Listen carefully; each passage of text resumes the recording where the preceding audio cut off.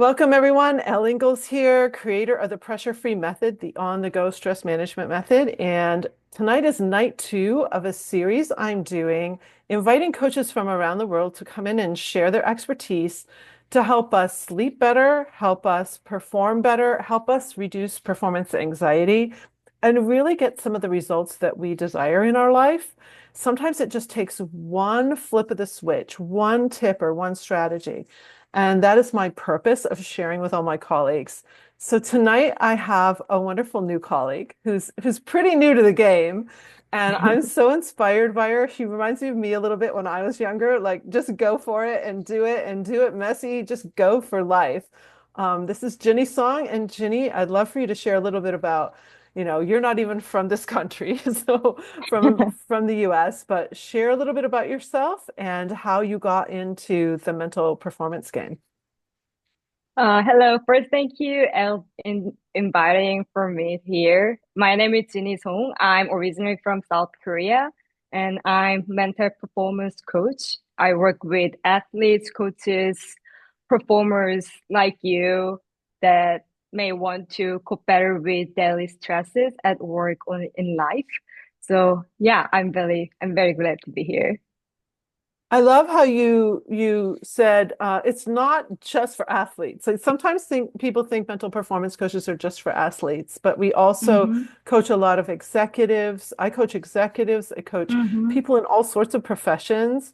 I coach students who are having trouble. And so yeah, Mm-hmm. these are skills that can transfer into any profession or any time in your life as well.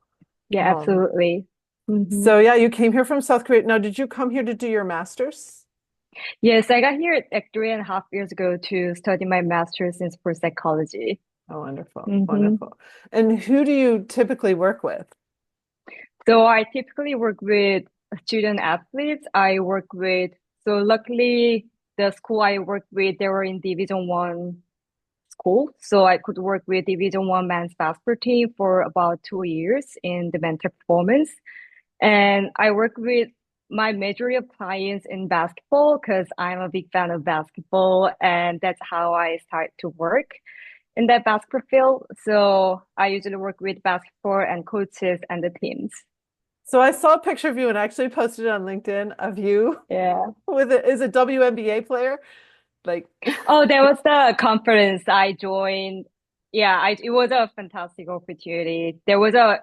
Recently there was a Final Four games, right? There was right. a women's basketball team, the Final Four games, and there's a conference called Woman in the Game. They're inviting the female leaders working in the sports field. So yeah, I could attend that conference. It's wonderful. I have to ask you, like, how tall are you compared to that woman was like, oh, at least 6 feet tall, right? Oh, I'm very small. I'm at 4'9". You're 4 feet 9 inches Yeah, coaching basketball players. I just think that I just got to give you props for yeah. that alone. I've seen Well, photographs and yeah. videos of you, and there's these huge people, and then there you are at the front of the room, taking control of sharing your tips and strategies. And that's what we're going to get into next. So I'd love for you to share, Jenny, like what are some of your top tips and strategies that you Mhm. share with your clients that you think can be helpful to people here? Oh, okay. So there's a tips I prepare. I want to share in this place. The first thing is more like my personal experience, and the second thing was more Fabulous. about the actual sports psychology and knowledge. What do you want to hear first? I want to hear about your personal. Go for it. Personal experience first? Yeah. Okay. So, throughout my journey, there is a one strong mindset that helped me open a lot of opportunity that when I felt like all doors seems to be closed, which is most impactful opportunities in my life were not actually found, but were created. And I want to elaborate on that through my 3 experiences. And the first thing what was happened in 2019, I was a college student in South Korea, and my school provides the opportunity for Siberia expedition program in Yakutsk. It's the coldest city in the world. And it sounds fun, so I applied for it, but I didn't get accepted. but I still sent an email asking for opportunity if I can get joined without scholarship. And a few weeks later, the director emailed me that if I want to accept that scholarship because one of the participants couldn't join because of the flu. And another experience would happen in 2019. That time I was in New Mexico for my exchange program. Okay. And that time I really want to have experience working with the college basketball team because I had a dream of working with NBA. And that time it was before I started my working in the field of sports psychology and my expertise was in content creation. But Okay. in the team, there was no position regarding content creation. So I sent an email to ask for opportunity if I can get experiences. And I create the job position and I work for 6 months, having a fantastic opportunity working with the college of basketball team. And the last experience was about last year. So after being part of very grateful journey of Division One men's basketball team's championship, I really wanted to share the resilience training program we built to help them to reach that championship. And there's a European sports psychology conference that held every 2 years. And it's been my goal of giving a presentation in the conference since I first attended there in 2019. Okay. And after that experience, I thought, oh, that's the space I really want to give the presentation. And but then by the time when we won the championship, the application deadline has been passed. But I still emailed and sent my application and got accepted somehow and could give a presentation in Austria last year. So yeah, it's weird, but here I'm not here to encouraging you to. It's good to miss the deadline. Being on time is always important. Right, right. But yeah, but what I want to share is that one strong mindset, like one simple mindset that really helped me to open a lot of doors when it felt like all doors closed, is the belief that there's always way and we all have a power to create our own path. So yeah, so this is the like, experience I really wanted to share. And Oh my God. most of all, what I want to share is don't do this by yourself. Throughout this journey, what I've realized recently is I never been by myself throughout all this journey. So finding your community and being with your like-minded people is really important. And having that mindset didn't always open all the doors, but what was really powerful, it changed my actions. Like it changed my behaviors to more like asking more questions and trying more hard and taking leadership of my life. And it's actually also related to there's a psychological model called thought self leadership model, which Uh-huh. means that's a psychological techniques that realizing your cognitive strategies like self-talk and having your belief and or visualization to change your thought patterns and your actions.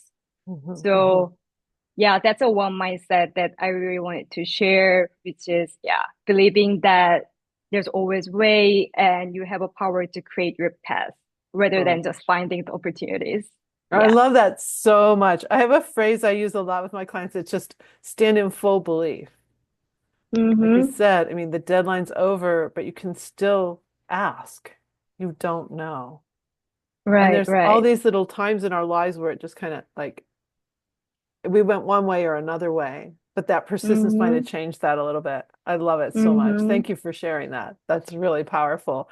And I Yeah, do of think course. people give up way too easy on their dreams. They give Mm-hmm. up way too easy on opportunities because they don't think it's possible. And the Mm-hmm. brain loves to have possibility happen. It's Mm-hmm. open to possibility. It's beautiful. Mm-hmm. Thank you for sharing. Yeah, yeah, of course. Okay, so what's next? So, okay, now let's move on to I want to share more about the resilience program we built to help the Division One basketball team to win the championship. And that's the program that I could give a presentation in the European Sports Psychology Conference last year. Mhm. And it also actually ties to the mindset I've just shared. So if you think about, okay, creating your own path, creating opportunity is good, but how can I create the opportunities? And the one thing I want to suggest, and that's the first thing I did with the men's basketball team, was finding your value. So value was the first thing. So there are three resilience programs, and the first thing was finding your value. So value is about what's important to you. And there's a worksheet created by psychologist Brené Brown. She created a bunch of value lists, and I would love to share any participants here after this conference. Whenever I do the team session or one-on-one session, I always share this value sheet with the players and ask what's really important to you as a player and as a team, and then finding what's really important to their life and the team and finding the common value. And that's the first thing. Yeah. And the next thing we did was then taking action. So, for example, in our men's basketball team, our most important value was teamwork. Uh, I forgot the other twos. But there were other two. We found the three common values. Okay. And after the finding the common values, we talk about then how can you realize the value on the court during the practice or during the games. And we found the common action plan scored is communication. To realize all the value, all players think communication is important. And next thing I did was tracking the communication, how they communicate on the court during the games in a motivational way or giving instruction way or positive and negative. Because sometimes as a person, sometimes we not really aware how we talk to ourselves or outwardly. So tracking the communication and give them feedback to players and coaches help them a lot. And then the last thing I did, uh, Thomas mentioned yesterday, yes, as well, it was breathing. I did the breathing and visualization technique every 1 hour before the games for like three months.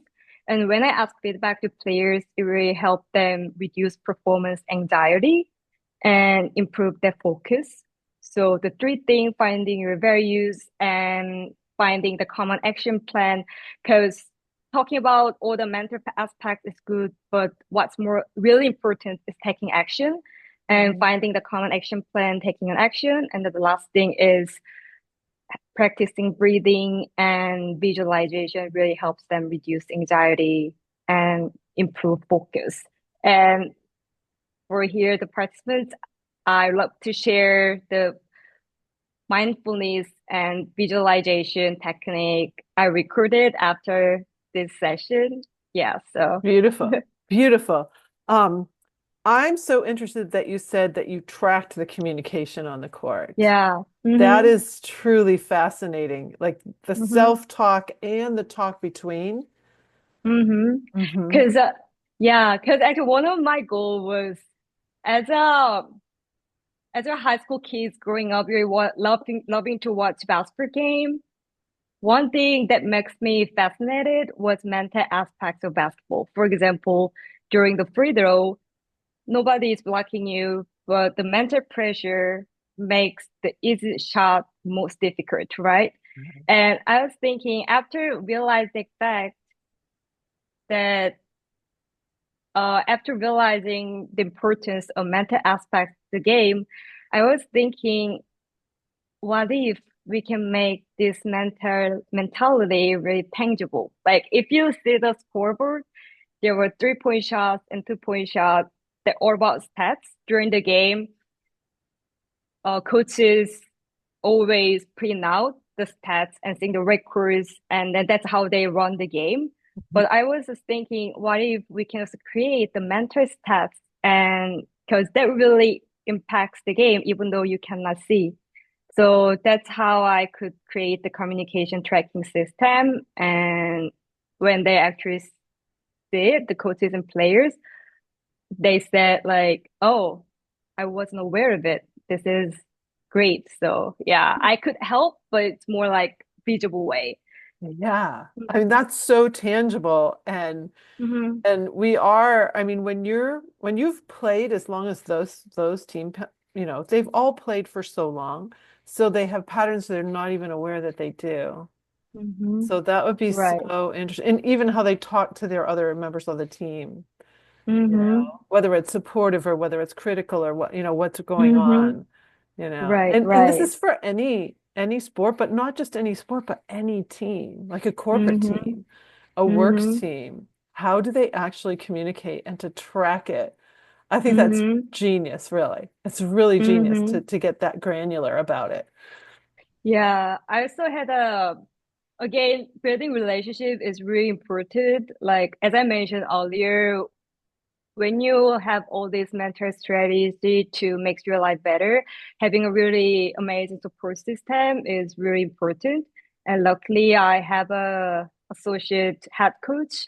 He was a big supporter in mental health. And later on, he suggests me an idea. What about adding body language to your stats? So later on, because body language is also part of communication and self-talk, right? And Mhm. like, and then later on, I could also add body language to the tracking system as well.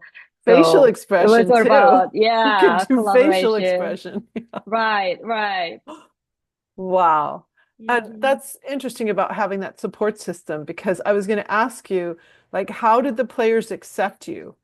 Did it take a little bit for them to accept what you were trying to do with them? Okay, so I told you that it's been like 2 years with the team, right? But actually the time when I started working with them was like 3 years ago. Okay. So for the first year, I work as a content creator. So as I work in the New Oh. Mexico, before I get into the field of sports psychology, my expertise was in content creation. And when I first got here in the US to study my master's program in sports psychology, I didn't have much experience in sports psychology. And again, my expertise was in content creation. But still, I know I want to help this team with mental performance, even though it's not right now. So, and then I also knew that building relationship is the critical. So I just went there, say, "Hi, I'm Jini, and how can I help you?" And then what I can help them best was the content creation. That's how I start to build that relationship first. And sometimes you don't need to do many things to build a relationship. So showing up on the court and saying hello and giving high five, they know they know when I am there. And then the plus, I have a fantastic sports psychologist. It was a really luckily my sports psychologist, my mentor. He was the first sports psychologist working with LA Clippers. He was also the first African American senior sports psychologist in US Olympic Committee. There, he was already working with the team at the time, and he allowed me to shadow his work with the team. So that's how I also build a relationship with the players too. Of course, that's so good. Yeah. That's so good. So Mm-hmm. what I'm hearing a lot is relationship. And, Mm-hmm. in part of this, I'm hearing two connections to future guests here. One is to Steve Spiro, who's called the Mm-hmm. Master Connector. Like he teaches you how to create amazing relationships quickly and authentically. And Mm-hmm. so that's exactly what you did. And then also the basketball piece when we have Jim Johnson on. So Mm-hmm. Jim Johnson had the most viral video ever in basketball history happen Mm-hmm. because of what he did as a high school coach. So there's connections here that I'm seeing, which I love to bring forward in this series. Um, Amazing. yeah, and you mentioned Thomas Hinton last night and him talking about the breathing and the sleep that we Right, learned about. right. Like each Mm-hmm. one of these things has golden nuggets in it that people can take, Mm-hmm. and you've given a few here. Anything else that you want to share in our last, we got about 10 minutes here. So anything specific you want to dive into? Oh, let's see. Mm, I want to share how I get into sports psychology field. Yeah, that's great because there's So a lot of people interested in it for sure. yeah, so because whenever I say like sports psychology to people, they many of times they say, "Oh, what is it? That's new." And again, I was a big basketball fan, and I studied my master's in sports psychology. And actually, many of my colleagues, they used to be a student athletes, but I didn't play sports. I play basketball as a hobby, even though I'm 9 feet, not 9 foot, 9 feet, four 4 foot foot 9. nine, right? That's how I call, because my country is centimeter. All right, So right. yeah, I'm very small. I like playing basketball, but I was a student athlete. I didn't play basketball competitively. I was a high school kid growing up, just loving to watch NBA games from South Korea. And I took my first international trip to my San Antonio to watch my favorite team San Antonio's first game in 2009, Oh, 19. There was a time when it was my first time taking the flight. So like I was like, should I take off my shoes on the plane or I don't know. But I made my solo trip to the US, and as soon as I watched the basketball game, I had this mind. This game really inspired me to work in the NBA. And I was thinking that what do I want to do? How do I want to help athletes? And I asked this question every day, like for 6 months. And as I mentioned earlier, one thing I really liked about basketball game was mental aspects of the game, right? And one day I just woke up in the morning and one word popped into my head was for psychology. And then I just Googled it and then I realized, oh, this field actually existed. And the so you wait, first, back up. You were yeah, asking the same, I love this because I do similar yeah. things. You were asking the same question of yourself every day. Yes, like what do I want to do? How can I help athletes? How can Because I help simply, athletes? Yeah. yeah. So I just ask that same question every single day and just wake up in the morning and one word pop into my head for psychology. And I realized, oh, this word actually existed. And I dive into what it is and everything this field talk about, like self-talk, motivation, confidence. And there is a tangible way to build this mental strengths and mental performance really fascinated me. And it also aligns with my passion and my belief that I believe that people can grow professionally or personally as a human beings throughout their lives if they work for it. So it also really aligns with my value. And now I set my goal, or I want to help athletes or other professionals grow in their lives through mental skills training. And now here I am in the US and yes, graduating from sports psychology and pursuing this field. I think you are a person of great courage. I mean, your first trip in a plane is all the way from South Korea to San Antonio. That's like 22 Yeah, that's hours, isn't it? That's a very big flight. Had to take a ah couple from flights? South Korea. I when I actually got here to my master's, I took like 20 hours trip because I really wanted to save money. So I was like all over the place, like three transfer. But yeah, typically if you wanna go USA from South Korea directly, it took about like 14 hours. 14. Okay. Uh-huh. Yeah, but it's Wow. too far. Yes. Wow. I worked with a conductor and he conducted in Seoul a few times and I set up all his Okay. arrangements there. Yeah. Oh wow. Mhm. Yeah. So he loved Uh, it, by the way. yeah, Yeah. yeah. Yeah. The arts facilities in Seoul are phenomenal. They're Ah, beautiful. is it? Yeah. Yeah, Wow. Korea is a fun place to visit. Hmm. Wow. Okay, so my takeaways here are one of them is tracking things. I don't think people track enough. So when you brought that forward, I thought, I actually track 9 things every single Hmm. day that I want to have done. And Hmm. it's a push. I'm lucky if it's like 6 out of 9. Like it's a bit of a push. But Hmm. I think that that's really important and how you were tracking the stats on the Hmm. court. I think that's fascinating. Um, and then the asking of questions, I call those empowering questions, questions that move you towards solution where you want to go. but how Mm-hmm. long you did it, 6 months. Like Mm-hmm. that comes back to what you shared at the very beginning of this, which was persistence. Mm-hmm. So a lot of times we'll hear no. And can I tell a short story about a no I got that changed my Yeah. life actually? Yeah. So I was at the University of Michigan. I was a physical ed major my first year. But then I Mm-hmm. moved into the music school and I wanted to Mm-hmm. study with a professor that only took the highest level performance students, which I was not at that time. Mm-hmm. So I went into the registrar and I just said, I would like to study with Paul Makonovitsky. And they said, well, you can't.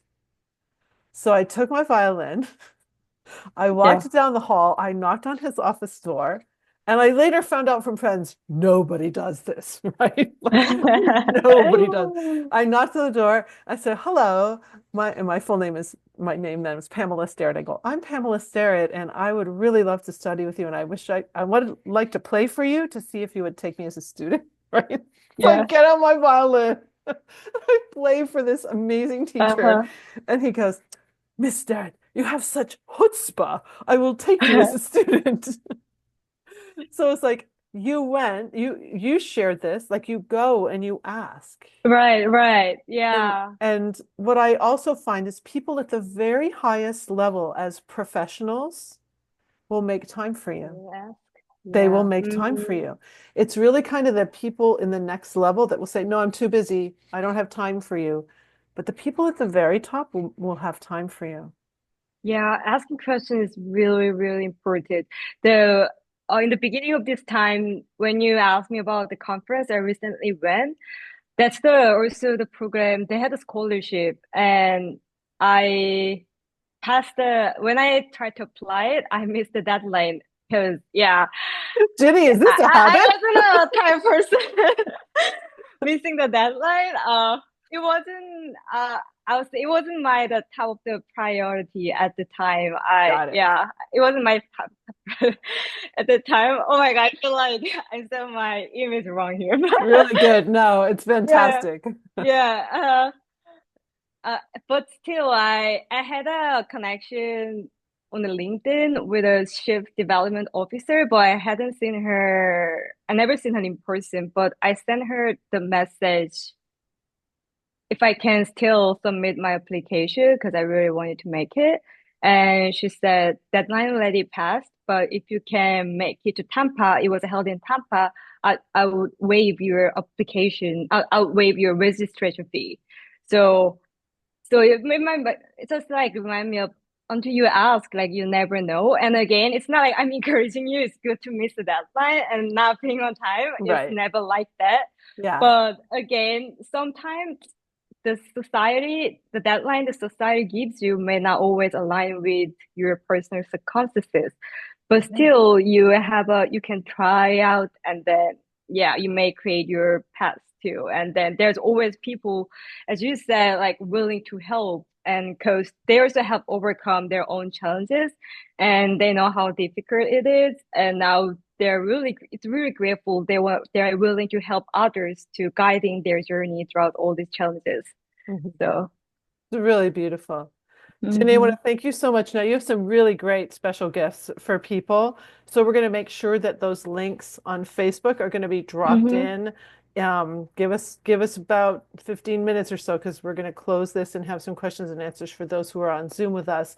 But but we'll make sure you get those links, and anyone who's signed in is going to be able to get the links.